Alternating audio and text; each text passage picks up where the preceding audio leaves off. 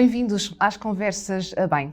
Hoje contamos com a presença de uma personalidade que tem garantido a sustentabilidade de muitas organizações do terceiro setor no nosso país, permitindo-lhe dar cumprimento à sua missão.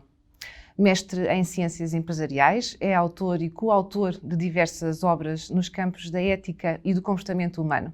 É como presidente da estrutura da Missão Portugal Inovação Social que contacta frequentemente com o programa Bem, ajudando a garantir o acesso ao medicamento aos mais desprotegidos. Damos assim as boas-vindas ao professor Filipe Almeida. Olá. Olá. Bem-vindo, é um prazer tê-lo aqui comigo e para esta conversa a Bem. Obrigado pelo convite. Começava logo por uma curiosidade, digamos assim. Como ainda agora apresentei, portanto, tem formação em Ciências Empresariais e um doutoramento em Administração. Isso. No entanto, Portugal Inovação Social. Porquê esta escolha e porquê este caminho? Bom, na verdade, eu não escolhi, eu fui escolhido para esta missão. Eu sou formado em Gestão de Empresas, sou professor da Universidade de Coimbra e nesse percurso estudei as áreas da Psicologia e depois decidi também, no doutoramento, estudar as áreas da Ética e da Filosofia Moral. E depois desenvolvi na Faculdade de Economia em Coimbra essa área de ensino em articulação com o setor da economia social, com organizações sociais e desenvolvi muitos projetos de gestão com os alunos dentro dessas organizações, o que me levou a uma grande proximidade com este setor. Ao mesmo tempo, também, com outros colegas da universidade, criámos uma das primeiras pós-graduações em economia social, nunca deixando de ser professor de gestão. E a combinação desses vários interesses e, de alguma forma, essa especialidade que fui desenvolvendo na área académica, acredito que tenha levado ao convite que o Governo me fez em 2016 para assumir a presidência da estrutura de Missão Portugal Inovação Social. Na altura, eu estava inclusivamente na direção da faculdade. Foi uma decisão difícil, mas foi tomada em muito poucos dias, porque acreditando na intuição de quem me convidou e confiando de que esta seria uma missão também pioneira e transformadora para o país, não tive dúvidas em aceitar e assim cheguei à Portugal Inovação Social em outubro, novembro de 2016. Professor, e para quem não conhece, e para quem nos está a ver e ouvir e não conhece o que é Portugal Inovação Social, assim muito resumidamente... A Portugal Inovação Social é uma iniciativa pública do Governo que foi criada com dois objetivos. Por um lado, promover a inovação social, o que significa financiar projetos de inovação social, e por outro lado, dinamizar aquilo que hoje chamamos de investimento de impacto, ou seja, criar incentivos também para que empresas, fundações, entidades públicas evoluam no seu paradigma de investimento e se associem a estes processos de empreendedorismo social que geram inovação para dar resposta a problemas sociais. Foram mobilizados cerca de 150 milhões de euros do Fundo Social Europeu durante o programa, o acordo de parceria que chamamos Portugal 2020, em Portugal, que está agora a terminar, e com esse dinheiro foram criados 4 instrumentos de financiamento, 4 canais através dos quais este dinheiro chega ao ecossistema nacional. E foram 4 exatamente para dar resposta a necessidades de financiamento diferenciadas consoante o nível de maturidade dos projetos, para que os projetos que estão a começar a fazer a sua experimentação tenham também condições para dar os primeiros passos, mas também financiamento para projetos mais robustos, mais maduros, que tenham até uma escala, porventura, até internacional. E, portanto, foi isso que fizemos, é uma experiência pioneira na Europa. Portugal é ainda hoje o único Estado-membro que tem um programa de política pública para a promoção da inovação social que mobiliza fundos europeus desta forma e foi um sucesso. Os primeiros 35 projetos foram aprovados em junho de 2017 e celebrados com champanhe, porque havia dúvidas de que estes instrumentos funcionassem, não sabíamos exatamente, ninguém sabia exatamente o dinamismo e a capacidade de resposta do ecossistema nacional para projetos disruptivos, de inovação também diferenciada para responder a problemas sociais.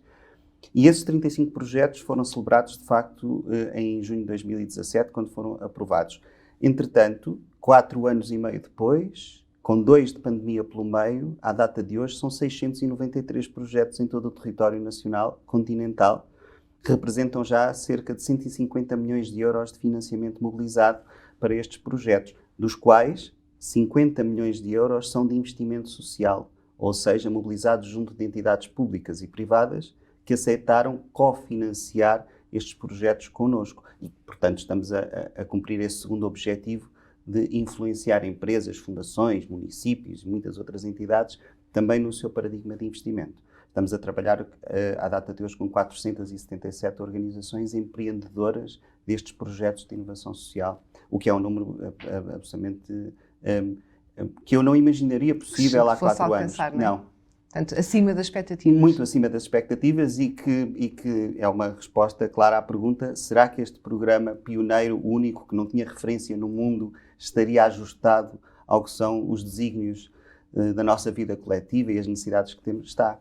Pois é, uma resposta sim. A resposta é sim, sem dúvida nenhuma. Ponto de exclamação. Sim, e o projeto A-Bem é um paradigma desse sucesso. Sem dúvida que o trabalho das organizações sociais sempre foi de extrema importância, não é? E ficou aqui o tema da pandemia, sendo que de alguma forma a pandemia por Covid-19 veio ainda tornar ainda mais importante o papel das organizações. Sem dúvida nenhuma. Estas organizações, as organizações sociais em geral, sempre foram fundamentais e estruturantes para nós termos a paz possível da nossa vida coletiva. Muito do seu trabalho é invisível. E os problemas que tínhamos, continuamos a ter. A pandemia veio agravar problemas, tornar mais evidentes, mais visíveis algumas desigualdades estruturais, mas as organizações sociais, por isso também, já eram uma salvação para estas pessoas. Agora, mais importante é, se me permite, nada como colocar alguns números e fazer a fotografia do que eu acho mais preocupante e que evidencia a necessidade das organizações sociais. Vejamos, em Portugal temos atualmente cerca de 1,7 milhões de pobres, de pessoas que têm rendimentos abaixo dos 540 euros. Mínimos. Mais de metade destas pessoas trabalham. E se, mesmo assim, subtrairmos este número, os que têm situações laborais precárias, mesmo assim, 36% são pessoas com empregos estáveis, com contratos sem termo, dentro deste grande conjunto de pobres. Dos 2 milhões, cerca de 2 milhões de pensionistas que temos em Portugal, isto para me aproximar do que é um público privilegiado do trabalho do A-Bem, deste programa, dos 2 milhões de pensionistas, 1,5 milhões têm pensões abaixo do salário mínimo. Se me permite, já agora mergulhamos um pouco mais dentro daquilo a que chamamos o inverno demográfico. Atualmente em Portugal, por cada 100 jovens com menos de 15 anos, há 160 idosos com mais de 65 anos. E segundo as previsões do INE, em 2080, portanto daqui a pouco mais de 50, por cada 100 jovens teremos 300 idosos. De 2,2 milhões de idosos que temos atualmente, vamos passar a 3 milhões, com a diferença de que a população desce de 10 para 8. Ou seja, em 2080 o que se prevê é que haja tantos idosos e jovens somados como pessoas em idade ativa, o que é dramático para o nosso desenvolvimento. E já agora... Eu diria quase assustador. É assustador. E se descascarmos esta cebola, chegamos ao que é essencial no trabalho que este programa A-Bem faz também. Em Portugal temos cerca de 850 mil agregados domésticos constituídos por uma só pessoa. Destes, 490 mil são agregados domésticos de idosos que moram sozinhos. 57% dos agregados domésticos de uma só pessoa são idosos. Muitos a morar sozinhos e isolados. Se juntarmos a este número, já agora só mais um, para fazer o meu argumento. A esperança média de vida em Portugal é muito elevada e é um dos países do mundo com maior esperança média de vida. Mas se olharmos para outro indicador, que é o indicador da expectativa de vida saudável... A qualidade, eu ia chamar qualidade. A qualidade de vida, nós percebemos que temos esperança média de vida, que no caso das mulheres pode ir já até aos 83 anos. Mas aos 65 anos, a esperança de vida com qualidade é de 7 anos, a média europeia é de 10. O que significa, em números grosseiros, que temos em média a expectativa de que nos últimos 10 anos de vida vamos ter alguma doença, dependência, falta de autonomia. Portanto, se nós juntarmos o inverno demográfico e o envelhecimento da população, o facto de sermos um dos países da Europa com maior percentagem de agregados domésticos constituídos por idosos, o seu isolamento e uma vida não saudável nos últimos 10 anos, então temos aqui o caldo feito, entornado, e portanto daí a importância de um programa como este, que dá resposta também a estas pessoas, não só a estas pessoas, mas também a estas. Sim, mas fundamentalmente a estas pessoas.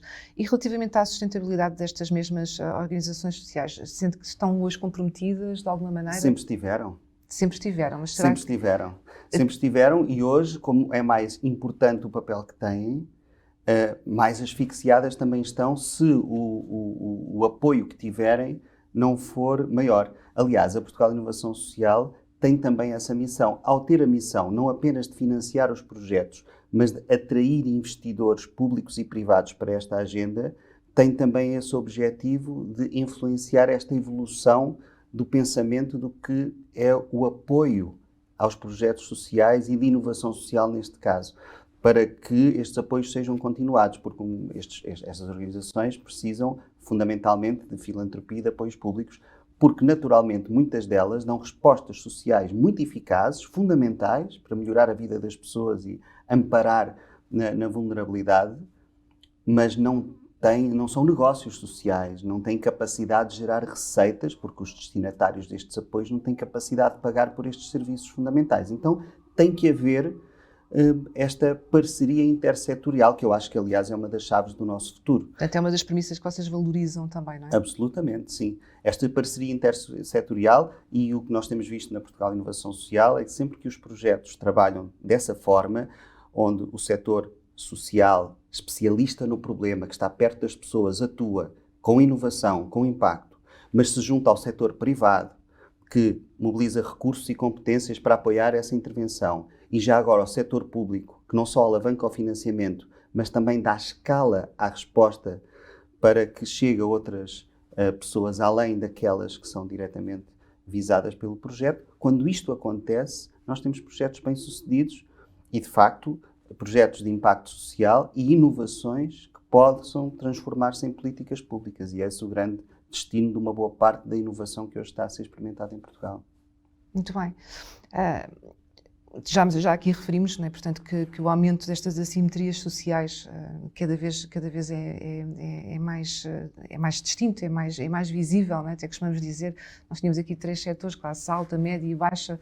Hoje em dia, muito se fala corriqueiramente, né, na rua, que cada vez estamos mais numa alta ou baixa. Portanto, há aqui uma assimetria enorme, e o papel destas IPSS são, como a Dignitude e como o programa Bem, são fundamentais e são a esperança também para muitas famílias portuguesas, portanto, como recurso e como ajuda.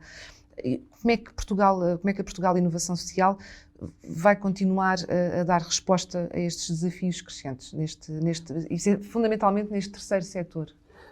Se me permite, em relação à sua pergunta, incluía também outra questão que me parece interessante, que é o dilema que estas organizações têm. Elas, de facto, têm constrangimentos financeiros grandes. Um estudo recente da CNIS mostrava que as IPSS em Portugal, mesmo as que têm todas acordos de cooperação com o Estado, têm necessidades financeiras não cobertas de 22%. Portanto, significa que há um esforço permanente de angariação de fundos para conseguir dar resposta àquilo que tem. E, portanto, resta pouca energia. Estão sempre a tentar chegar à tona, não é? Exato. E, portanto, quando falamos de inovação social, é interessante porque nós temos, por um lado, a ação social, que dá a resposta imediata às urgências de hoje, mas depois precisamos de inovação social para que essa urgência amanhã não exista, para procurar soluções na raiz dos problemas. E é muito difícil pedir a alguém que reparta a sua energia entre salvar um seu semelhante hoje e, ao mesmo tempo, pensar no futuro e procurar soluções inovadoras para que ele amanhã não esteja em perigo. E, portanto, a inovação social acaba por criar esta tensão dentro das organizações. O que a Portugal Inovação Social faz é criar condições para que as equipas possam, de facto, pensar o futuro, apesar de também estarem a salvar as pessoas no dia de hoje. E é isso que está a acontecer. No futuro, o que se espera, agora com a entrada de um novo quadro comunitário, teremos mais fundos, novos fundos, para financiar a inovação social em Portugal.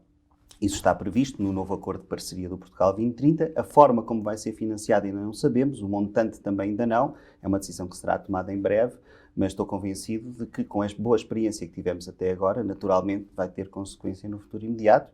E o objetivo, a minha visão pelo menos, é que se consiga ampliar o que tem sido, o que foi a experiência até agora, que foi uma experiência muito pioneira, muito de principiante, mas agora sabemos exatamente quais são as necessidades e como é que elas podem ser respondidas. Aliás, 24 dos 27 países da União Europeia estão neste momento a criar as infraestruturas necessárias para que nos próximos 2 anos apresentem centros nacionais de competências para a inovação social, muito semelhante ao que a Portugal Inovação Social já é em Portugal desde 2014. E, portanto, vamos poder trabalhar em rede também, porque até agora estávamos a falar sozinhos, por ser o único país com uma experiência como esta. Então, eu acho que o futuro é um futuro risonho desse ponto de vista. Promissor. Não só em Portugal, mas a possibilidade de trabalhar em rede na Europa é uma expectativa boa para também melhorar as respostas que temos, não só de financiamento, mas da própria inovação à disposição Troca da de sociedade. ideias, de sinergias também, Sim. não é? Professor, deixava-lhe quase que aqui nesta nossa conversa uma mensagem, uma pergunta final, ou um comentário final relativamente ao programa bem em si. Ao final do dia, o que é que significa um projeto como este do programa bem? E que expectativas é que tem em relação a um trabalho futuro? Um programa como este, a bem, desperta sentimentos contraditórios. O primeiro de todos é que ele não deveria ser necessário. E ele só é necessário porque não temos as respostas todas. E não havia ainda, antes deste programa, uma resposta para este problema que fosse uma resposta consistente, justa e eficaz. E agora temos. Mas sendo ele necessário, funciona da melhor forma possível, porque dá resposta a um problema que tem alguma invisibilidade e, portanto, é muito gratificante acompanhar o que tem sido feito em todo o país. Foi dos primeiros projetos, com o apoio da Portugal Inovação Social, a chegar a todo o território nacional continental. E ilhas também. E ilhas também, mas com a Portugal Inovação Social foi só no continente, okay. Não temos verbas mobilizadas para as ilhas. E tenho acompanhado de perto e o impacto é decisivo na vida das pessoas, não temos dúvidas sobre ele, e se me pergunta o sentimento que tenho em relação a este programa, como em relação a muitos destes projetos que estão a ser experimentados, a sensação que tenho, a mais íntima que tenho, é de que estou no lugar certo a fazer aquilo que devia e não há maior força do que essa. E quem trabalha no programa bem tem também essa sensação, porque é isso que me transmite. E, portanto, quando temos a certeza de que estamos no lugar certo a fazer o que devíamos no momento certo, dificilmente há força maior do que essa que nos ajude a acreditar no que estamos a fazer e a multiplicar também as ações. Portanto, é a melhor das sensações. E parabéns aos dinamizadores, promotores e aos sonhadores que estão por trás deste programa, que é inspirador de outros também e, principalmente, nos chama a atenção para um problema que deve ter o apoio, a atenção de todos e que não é só de alguns, é de todos nós. Não evoluiremos, do meu ponto de vista material, muito menos do ponto de vista moral, se não dermos atenção ao vizinho que sofre.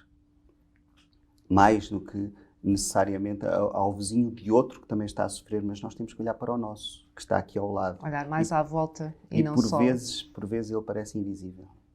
Muitas vezes, infelizmente. Vezes. Mais do que merecia. Professor Filipe Almeida, foi um prazer tê-lo comigo aqui nestas conversas a bem. Espero voltarmos em breve, quem sabe. E eu despeço-me também de todos aqueles que estiveram connosco a ouvir desse lado e a ver-nos também. Muito obrigada por estarem connosco nestas conversas a bem. Relembro ainda, se quiserem ajudar o programa a bem, podem fazer um donativo por MBWay através do 932 440 068 ou conhecer outras formas também de ajudar na plataforma abem.pt. Não se esqueçam que juntos ajudamos quem mais precisa no acesso à saúde. Ana Branquinho, em Conversas a Bem.